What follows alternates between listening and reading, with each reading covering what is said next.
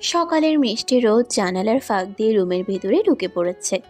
পাখিদের কিচিরমিচির শব্দে চারপাশ যেন বেশ প্রাণবন্ত হয়ে উঠেছে। হৃদ ধীরে ধীরে চোখ খুলল। চোখ খুলতেই বুঝতে পারল তার এক হাত ভারী হয়ে আছে। নিচে তাকাতেই দেখল তৃষ্টি তার বাহুর উপর মাথা রেখে নিশ্চিন্তে ঘুমাচ্ছে। হৃদ কিছুক্ষণ অবাক হয়ে তাকিয়ে থাকলো তৃষ্টির মুখের দিকে। তৃষ্টির ঘুমন্ত মুখটা ভীষণ মায়াবী লাগছে ঘুমের মধ্যে।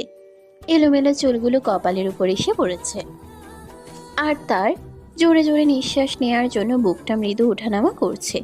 ঠোঁটের দিকে তাকালে মনে হচ্ছে তৃষ্টি ঘুমের ঘোরেও মুচকি হাসছে, যেন কোনো মিষ্টি স্বপ্নে ডুবে আছে সে।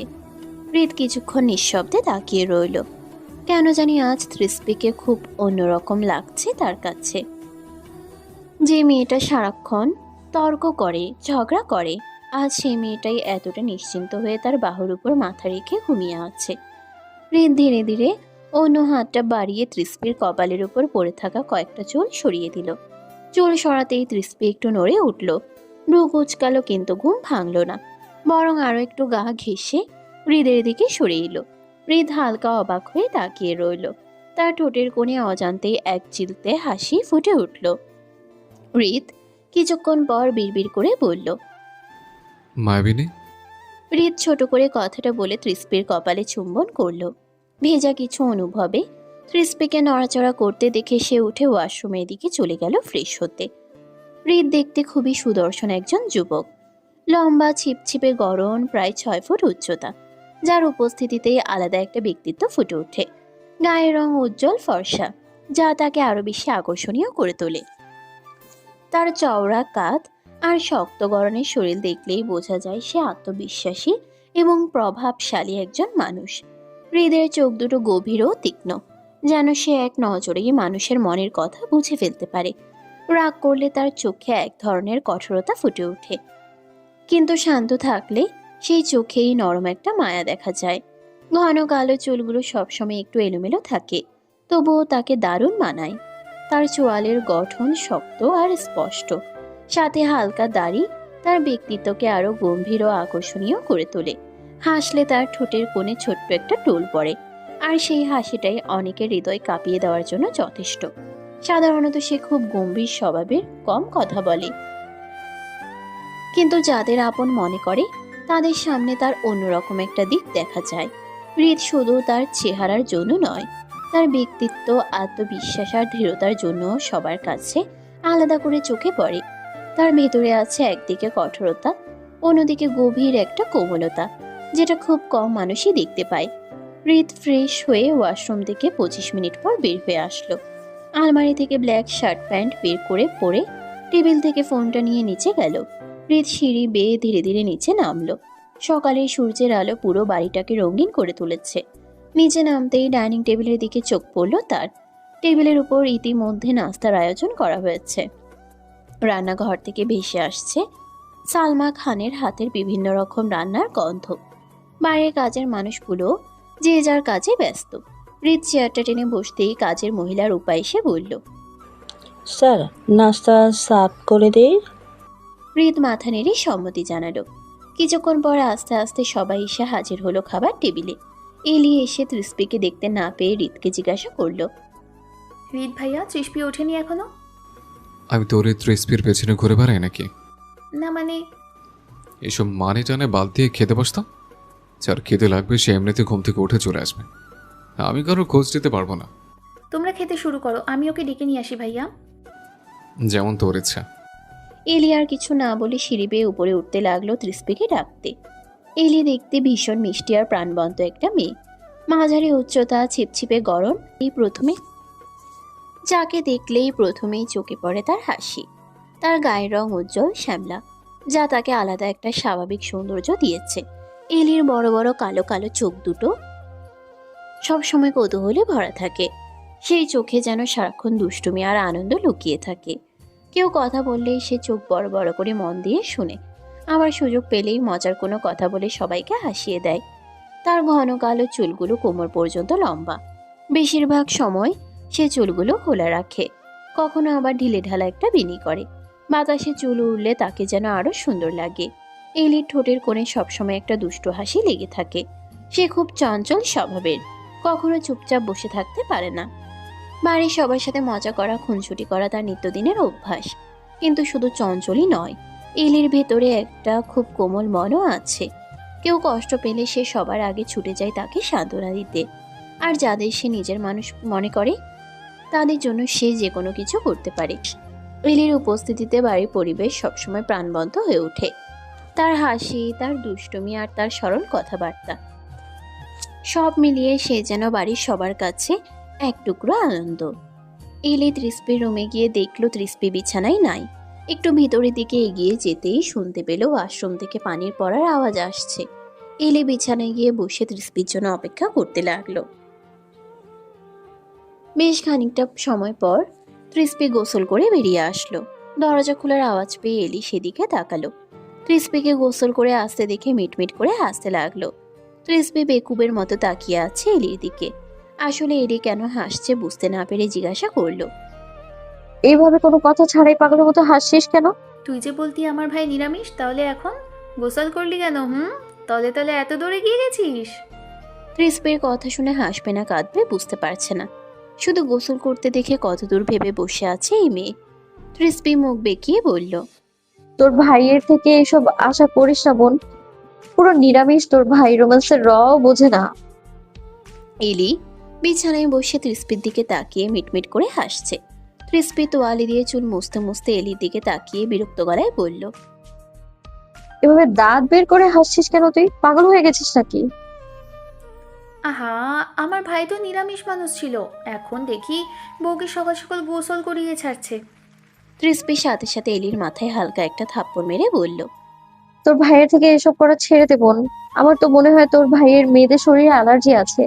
না হলে বলতো, বউয়ের থেকেও কেউ 10 হাত দূরে দূরে থাকে নাকি? এলি চোখ দুটো বিস্ময়ে বড় বড় হয়ে গেল। তারপর হঠাৎ করে সে হেসে ফেলল।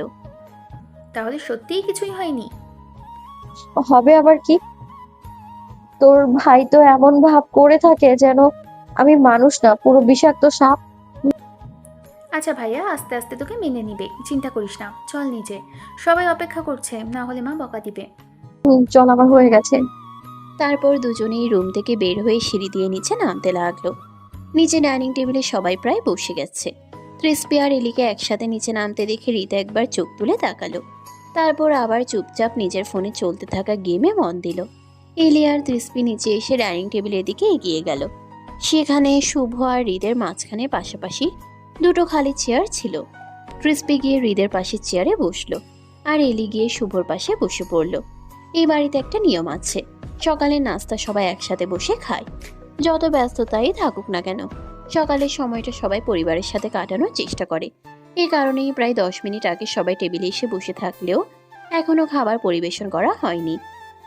শুধু চা আর বিস্কুট দেওয়া হয়েছিল, কারণ তৃষ্পি আর এলি তখনও আসেনি। বাড়ির সবাই অপেক্ষা করছিল তাদের জন্য। তৃষ্পি বসতেই সালমা খান রান্নাঘর থেকে বের হয়ে বললেন, রূপা, যা সব খাবার নিয়ে আয়, রান্নাঘর থেকে সবাই চলে এসেছে। তার কথায় কাজের মেয়ে রূপা দ্রুত রান্নাঘরের দিকে চলে গেল খাবার আনতে। হৃদ চুপচাপ বসে ফোনে গেম খেলছিল। তার চোখে মুখে কোনো বিরক্তি নেই। হৃদ সবার আগে এসে বসেছিল, যেন তার কোনো তাড়াহুড়োই নেই। আসলে ছোটবেলা থেকেই সকালবেলা নাস্তার টেবিলে সবার আগে এসে বসে থাকার অভ্যাস তার। কিন্তু তৃষ্পি তার পাশে এসে বসার পর থেকে হৃদ তার ঠিকমতো খেলায় মন দিতে পারছে না। অজান্তেই তার চোখ দুটো বারবার তৃষ্পির দিকেই চলে যাচ্ছিল। তৃষ্পি হালকা গোলাপি রঙের একটা থ্রি-পিস পরেছে, চুলগুলো খোলা রেখে মাথায় সুন্দর করে ওড়না দিয়েছে নতুন বউয়ের মতো।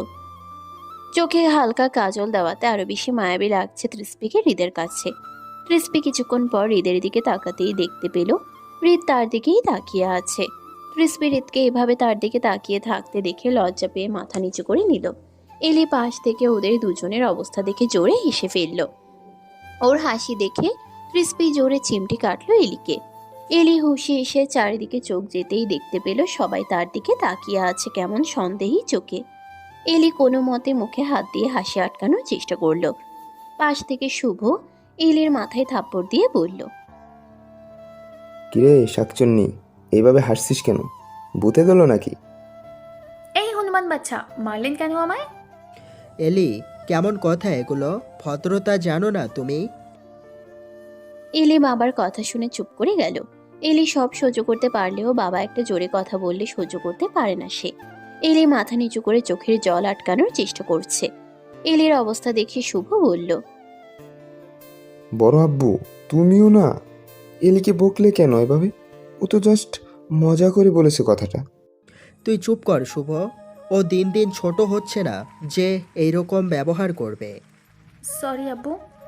হৃদ আমজাদ খানকে এলিকে বকতে দেখে বলল, থামবে তোমরা? কি শুরু করলে? হ্যাঁ, এখানে শুধু আলীকে একা বকলে হবে? শুভ আঁকে ওকে জ্বালালো, সেটা তোমরা দেখলে না? তোমার জন্য আরও বেশি বেয়াদব হচ্ছে মেয়েটা। নিজে হয়েছে এক বেয়াদব, আর এখন আমার মেয়েটাকেও বানাতে চাইছে। আমজাদ খানের কথা শুনে হৃদ ভ্রুকুচকে বাবার দিকে তাকিয়ে বলল, সবকিছুতেই তোমার আগে আমাকে টানতে হবে? শুভকে বকা না দিয়ে তুমি আমার পিছু পড়ছো কেন? বুঝলাম না। শুভ যথেষ্ট ভদ্র ছেলে, তোমার মতো বেয়াদব না। ভদ্র না ছাই। তুমি যদি ওর ভিতরে খবর জানতে তাহলে হয়তো বাড়িতেই রাখতেন আব্বু। আমজাদ খান শুভকে বিড়বিড় করতে দেখে বললেন, কি হলো? কি বিড়বিড় করছো তুমি? বুঝতে পারছো না বড় আব্বু? আমাকে ভালো বলছো, সেটাও সহ্য হচ্ছে না, তাই না রিত? শুভর কথা শুনে হৃদ চোখ গরম করে তাকালো তার দিকে। তৃষ্মি নীরব দর্শকের মতো বসে এদের সব কথা শুনছিল। হৃদের শুভর দিকে এভাবে তাকানোর মানে কি, সেটাও ঠিক বুঝতে পারছিল না সে। আমজাদ খান জানে সে হৃদের সাথে কথাতে পারবে না, তাই তৃষ্মি ডেকে উঠল, ত্রিশপি মা, জি বাবা। তোমার সাথে কি রিত কোনো খারাপ ব্যবহার করে? হঠাৎ এমন প্রশ্নে তৃষ্মি কিছুটা অপ্রস্তুত হয়ে গেল। কি বলবে বুঝতে পারল না। হৃদের দিকে তাকাতেই দেখলো সে তার দিকেই তাকিয়ে আছে, যেন তৃষ্মি কি উত্তর দেয় সেটাই শুনতে চাইছে। আমজাদ খান আবার বললেন, কি হলো ত্রিশপি, কিছু বলছো না যে? ওই বেয়াদব ছেলেকে ভয় পাওয়ার কোনো দরকার নেই মা। তুমি শুধু বলো তোমার সাথে ও কোনো খারাপ ব্যবহার করে কিনা, তারপর দেখো ওর কি অবস্থা করি। এমনি হয়েছে তো কি হয়েছে, মেরে পিঠে ছাল তুলে দিব। মারের কথা শুনে তৃষ্মি আবারও হৃদের দিকে তাকালো। হৃদ তখনও একইভাবে তার দিকে তাকিয়ে আছে। তৃষ্মি এখন কি বলবে বুঝতে পারছে না।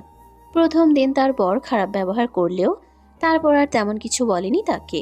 কিছুক্ষণ চুপ থেকে তৃষ্মি বলল, জি না বাবা, কোনো খারাপ ব্যবহার করে না। সত্যি বলছো তো মা? বাবার কথা শুনে তৃষ্মি কিছু বলার আগেই হৃদ বলে উঠল, এতটাই যখন ছেলেকে সন্দেহ করো, তোর রাতে কি আমাদের মাঝখানে শুয়ে থাকবে কেমন? নাহলে কখন না জানি তোমার বেয়াদব ছেলেটা গলা টিপে মেরে ফেলে তোমার তৃষ্মি মাকে। ভদ্রভাবে কথা বলতে পারো না তুমি? না, পারি না। হৃদ কথাটা বলে আর এক সেকেন্ডও দাঁড়ালো না, উঠে বাইরের দিকে চলে গেল। হৃদকে যেতে দেখে শুভ তাড়াতাড়ি হাত ধুয়ে এলির ওড়নায় হাত মুখ মুছে হৃদের পিছু ছুটল। শুভর এমন কাণ্ড দেখে এলি রেগে কিছু বলতে যাচ্ছিল, কিন্তু আমজাদ খানের দিকে চোখ পড়তেই চুপ করে গেল। কিছুক্ষণ পরে এলি আর তৃষ্পিও উঠে নিজেদের রুমে গেল রেডি হতে কলেজের জন্য। এলি নিজের রুমে এসে কলেজ ড্রেস পরে সুন্দর করে রেডি হতে লাগলো। কিছুক্ষণ পর রেডি হয়ে ফোনটা হাতে নিতেই দেখতে পেল হৃদয়ের 11টি বেশি মিসড কল এসেছে। এলি কাঁপা কাঁপা হাতে কল করলো হৃদয়কে। হৃদয়ের কখনো এলিকে এভাবে কল করেনি, আর আজকে হঠাৎ এভাবে কল করার কোনো মানে বুঝতে পারছে না এলি। হৃদয় ফোন ধরছে না দেখে সে তাড়াতাড়ি তৃষ্পির রুমে গেল। তৃষ্পি, এই তৃষ্পি, হয়েছে তোর? জি হয়েছে, কিন্তু কি হয়েছে তোর? এইভাবে হাঁপাচ্ছিস কেন? কিছু না, চল তাড়াতাড়ি, দেরি হয়ে গিয়েছে অনেক। আচ্ছা চল তাহলে। তৃষ্পিকেও কলেজ ড্রেস তৈরি করে দেওয়া হয়েছে। তৃষ্পি কলেজ ড্রেস পরে সুন্দর করে হিজাব করে নিয়েছে মাথায় এবং একজোড়া সাদা শু পরেছে। তৃষ্পিকে দেখতে পুরো বাচ্চা বাচ্চা লাগছে এখন। এলির যদি এখন মাথায় হৃদয়ের টেনশন না থাকতো তাহলে হয়তো তৃষ্পিকে দেখে অনেক প্রশংসা করতো সে। এলি তৃষ্পির হাত ধরে টানতে টানতে বলল, চল তাড়াতাড়ি। আরে ব্যাগ তো নিতে দিবি? তুই চল, আমি আসছি। আচ্ছা। এলি তৃষ্পিকে রেখে গাড়িতে গিয়ে বসে আবারও হৃদয়কে ফোন করলো। কিছুক্ষণ পর তৃষ্পি আসতেই গাড়ি কলেজের পথে রওনা দিল। এলিকে কেমন বিধ্বস্ত দেখাচ্ছে তাই তৃষ্পি জিজ্ঞাসা করলো, কোনো প্রবলেম এলি? তোকে এমন দেখাচ্ছে কেন? না এমনি। তৃষ্পি আর বেশি কিছু জিজ্ঞাসা করলো না এলিকে। কেউ যদি কিছু বলতে না চায় তাহলে তাকে জোর করে কিছু জিজ্ঞাসা না করাই ভালো তৃষ্পির মতে। গাড়ি ধীরে ধীরে কলেজের সামনে এসে থামলো। কলেজের গেটের সামনে তখন ছাত্রছাত্রীদের ভিড়। সবাই নিজেদের মতো করে গল্প করছে, কেউ আবার ক্লাসে যাওয়ার তারাই দ্রুত ভেতরে ঢুকে যাচ্ছে। এলি গাড়ি থেকে নামতেই আবারও ফোনটা হাতে নিয়ে দেখলো হৃদয়ের কোনো কল বা মেসেজ আসেনি। তার বুকের ভেতরটা হঠাৎ করে কেমন ধকধক করতে লাগলো। ক্রিস্পি এলির মুখের দিকে তাকিয়ে বুঝতে পারলো কিছু একটা ঠিক নেই। এলি সত্যি করে বলতো, কিছু কি হয়েছে? নরম গলায় জিজ্ঞেস করলো ক্রিস্পি। এলি একটু জোর করে হাসার চেষ্টা করে বলল। না রে, কিছু না, চল ক্লাসে যাই। ক্রিস্পি আর কিছু বলল না। দুজনেই ধীরে ধীরে কলেজের ভেতরে ঢুকে গেল। ক্লাসরুমে ঢুকেই ক্রিস্পি নিজের সিটে বসে পড়ল। কিন্তু এলি আজ একদম চুপচাপ। সাধারণত সে ক্লাসে এসে অনেক কথা বলে, মজা করে, কিন্তু আজ যেন একেবারেই অন্যরকম। ক্রিস্পি আবার বলল। তুই চাইলে আমায় বলতে পারিস, আমি কাউকে বলবো না। হৃদয় আজ সকালে আমাকে অনেকবার ফোন করেছে, কিন্তু এখন ফোন ধরছে না। কিছু একটা হয়েছে মনে হচ্ছে। হয়তো কোনো কাজ পড়েছে তাই ফোন ধরতে পারছে না। না, ও এমন না, কিছু একটা হয়েছে। ঠিক তখনই এলির ফোনটা হঠাৎ কেঁপে উঠল। স্ক্রিনে তাকিয়ে এলির চোখ বড় হয়ে গেল। ক্রিস্পি তাড়াতাড়ি জিজ্ঞেস করলো। কি হয়েছে? কে ফোন করেছে? হাসপাতাল থেকে ফোন। হসপিটালে? কেন? হ্যালো।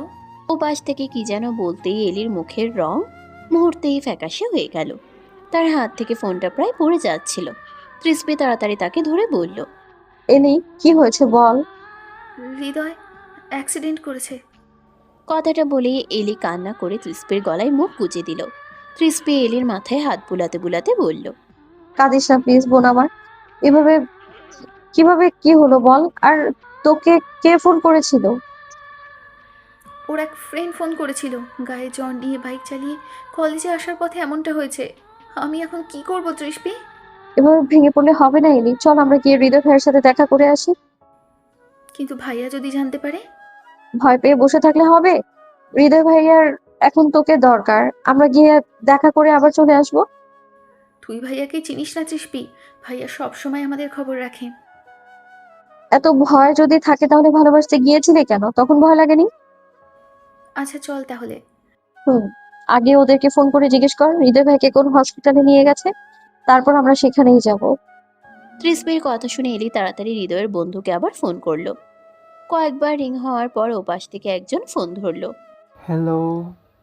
জিসান ভাইয়া, আমি এলি বলছি। হৃদয় এখন কেমন আছে? কোন হাসপাতালে নিয়েছেন ওকে? আমরা ওকে নটো মেডিকেল হাসপাতালে নিয়ে এসেছি। ডাক্তার দেখছে এখনও মাথায় একটু আঘাত পেয়েছে, তবে পুরোপুরি কিছু বলা যাচ্ছে না। আমরা আমরা আসছি। এতটুকু বলেই ফোনটা কেটে দিল সে। ক্রিস্পি তাড়াতাড়ি জিজ্ঞেস করলো। কি বললো? কোথায় আছে? সিটি হসপিটালে মাথায় আঘাত পেয়েছে। তাহলে চল এখনই যাই। দুজনেই তাড়াতাড়ি কলেজ থেকে বের হয়ে গেল। গেটের সামনে এসে একটি অটো থামালো ক্রিস্পি। ভাইয়া সিটি হসপিটালে যাবেন? হ্যাঁ, বসুন। অটো চলতে শুরু করতে এলির বুকের ধুকপুকানি আরো বেড়ে গেল। তার হাত দুটো কাঁপছিল। ক্রিস্পি তার হাতটা শক্ত করে ধরে বলল। ভয় পাস না, কিছু হবে না হৃদয় ভাইয়ার। এলি চুপচাপ মাথা নাড়ল, কিন্তু চোখের কোণ দিয়ে আবারও জল গড়িয়ে পড়ল। কিছুক্ষণ পর অটো এসে সিটি হসপিটালের সামনে থামল। দুজনেই দ্রুত ভেতরে ঢুকে পড়ল। হাসপাতালের করিডোরে চারপাশে অদ্ভুত এক গন্ধ। ওষুধ আর স্যানিটাইজারের গন্ধে পুরো পরিবেশ ভারী হয়ে আছে। এলি চারিদিকে তাকিয়ে অস্থির হয়ে বলল। হৃদয় কোথায় আছে, কিভাবে খুঁজবো তৃষ্পি? ঠিক তখনই জিসান এগিয়ে আসলো তাদের দিকে। ভাইয়া, ও কোথায় আছে? আমাকে নিয়ে চলেন ওর কাছে। শান্ত হন বোন, চলো আমার সাথে তিনতলায়। চলেন ভাইয়া, তাড়াতাড়ি। ক্রিস্পি সাহস করে চলে তো এসেছে এখানে, কিন্তু এখন তার ভীষণ ভয় করছে। বাড়িতে জানলে কি হবে সেই চিন্তাই মাথায় ঘুরছে। তবুও সে চুপচাপ এলির পিছু পিছু এগিয়ে গেল। এলির আর হৃদয় যে রুমে আছে সেখানে গিয়ে থামল। দরজার সামনে দাঁড়িয়ে এলি ভেতরে তাকালো। হৃদয় নিস্তেজ হয়ে বেডে শুয়ে আছে। মাথায়, হাতে আর পায়ে সাদা ব্যান্ডেজ জড়ানো। সবসময় হাসি খুশি থাকা ছেলেটাকে এভাবে নিস্তেজ হয়ে শুয়ে থাকতে দেখে এলি সহ্য করতে পারল না। ক্রিস্পির হাত ছেড়ে দৌড়ে গিয়ে হৃদয়ের বুকে মাথা রেখে ফুপিয়ে কান্না করে দিল। এলি কান্না জড়ানো কণ্ঠে হৃদয়কে ডাকতে লাগলো। হৃদয় প্লিজ, চোখ খোল না জান। আমাকে এইভাবে ভয় দেখাস না, আমি সহ্য করতে পারছি না। তুই তো বলেছিলি সব সময় পাশে থাকবি, তাহলে আজ কেন এমন করে দূরে চলে যাচ্ছিস? একবার শুধু একবার এলি বলে ডাক না। আমি আর কিচ্ছু চাই না। তুই চুপ করে থাকলে আমি বাঁচবো কীভাবে বল?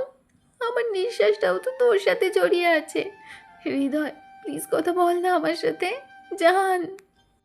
হৃদয়ের কোনো সাড়া না পেয়ে এলি রেগে বলল, সত্যি বলছি, তুই যদি এভাবে চুপ করে থাকিস, আর তোর সাথে আর কোনোদিন কথা বলবো না। শুভ ভাইকেই বিয়েটা করে নেব। দেখিস তুই তখন তাকিয়ে তাকিয়ে কথা বলবি নাকি আমি এলি আর কোনো কথা বলতে পারল না, কারণ হৃদয় তার মুখ চেপে ধরেছে। কোনো রকম কষ্ট করে বলল, প্লিজ জান, শুভ ভাইয়ের কাছে যাওয়ার কথা মাথায় আনিস না, মরে যাব একদম। এলি আর হৃদয়কে একা রেখে জিসান ত্রিস্পিকে নিয়ে একটু দূরে সরে গেল। ত্রিস্পি আর জিসান নিজেদের মধ্যে পরিচিত হচ্ছিল এবং হেসে হেসে কথা বলছিল। কিন্তু কথাই আছে, যেখানে বাঘের ভয় সেখানেই সন্ধ্যা হয়। ত্রিস্পির জিসানের সাথে কথা বলাটাই যেন কাল হয়ে দাঁড়ালো তার জীবনে। লিনা এসেছিল হাসপাতালে তার এক ফ্রেন্ডের সাথে তার এক আত্মীয়কে দেখতে। চারতলা থেকে নামার সময় ত্রিস্পিকে এক ছেলের সাথে হেসে হেসে কথা বলতে দেখে লিনার চোখ বড় বড় হয়ে গেল।